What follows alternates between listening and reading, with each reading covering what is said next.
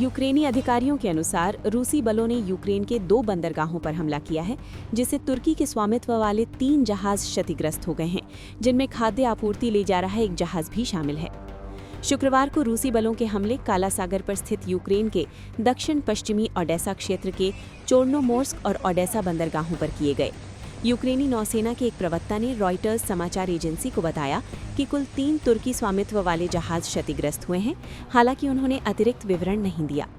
Social media पर चोर्नोमोर्स्क में एक नागरिक जहाज पर लगी आग बुझाते दमकल कर्मियों का वीडियो साझा करते हुए यूक्रेनी राष्ट्रपति वोलोदोमीर ज़ेलेंस्की ने कहा कि रूसी हमलों का कोई भी सैन्य उद्देश्य नहीं था। ज़ेलेंस्की ने कहा कि ये एक बार फिर साबित करता है कि रूस न केवल कूटनीति के मौजूदा अवसर को गंभीरता से लेने में विफल रहा है, बल्कि सामान्य जीवन को नष्ट करने के लिए ही युद्ध जारी रखे है।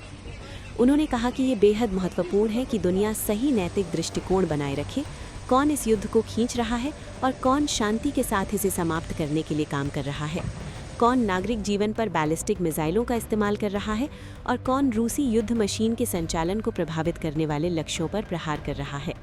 ज़ेलेंस्की ने जहाज का नाम नहीं बताया, लेकिन रॉयटर्स ने उसे पनामा ध्वज वाला और तुर्की स्वामित्व वाला सेंक टी बताया, जिसकी पहचान चोर्नोमोर्स्क बंदरगाह की क्रेनों और इमारतों को उपग्रह चित्रों से मिलान करके की गई। जहाज के मालिक सेंक शिपिंग ने पुष्टि की कि उस पर स्थानीय समयानुसार लगभग शाम 4 बजे हमला किया गया। कंपनी ने कहा कि चालक दल के किसी सदस्य को चोट नहीं आई और जहाज को हुआ नुकसान सीमित था। उन्होंने जोड़ा कि रूस ने बंदरगाहों पर हमलों में ड्रोन और बैलिस्टिक मिसाइलों का इस्तेमाल किया, जो नागरिक लॉजिस्टिक्स और वाणिज्यिक शिपिंग को निशाना बनाकर किए गए थे। ओडेसा क्षेत्र में यूक्रेन के 3 बड़े काला सागर बंदरगाह कीव के लिए एक प्रमुख आर्थिक जीवन रेखा हैं। शुक्रवार देर रात तुर्की के विदेश मंत्रालय ने पुष्टि की कि चोर्नोमोर्स्क बंदरगाह पर जहाज पर हमला हुआ था। मंत्रालय ने कहा कि किसी भी तुर्की नागरिक को घायल होने की कोई सूचना नहीं है। मंत्रालय ने एक बयान में कहा कि ये हमला काला सागर तक चल रहे युद्ध के फैलने और समुद्री सुरक्षा और नौका वहन की स्वतंत्रता पर हमारी पहले से व्यक्त की गई चिंताओं की पुष्टि करता है। इसने कहा कि हम काला सागर में तनाव बढ़ने से रोकने के लिए ऐसे प्रबंध की आवश्यकता दोहराते हैं, जिसके तहत नौका वहन सुरक्षा के साथ साथ पक्षों की ऊर्जा और बंदरगाह अवसंरचना को निशाना बनाने वाले हमलों को निलंबित किया जाए।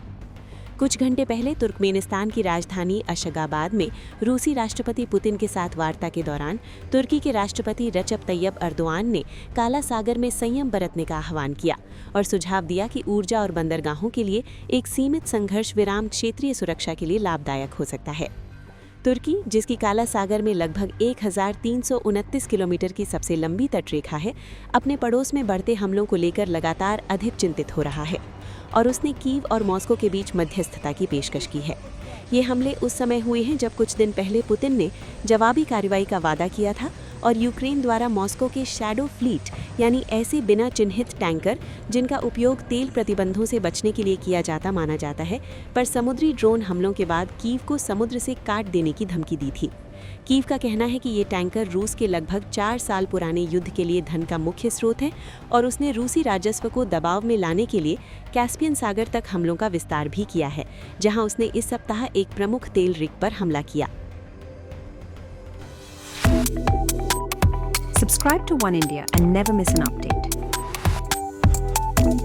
Download the One India app now.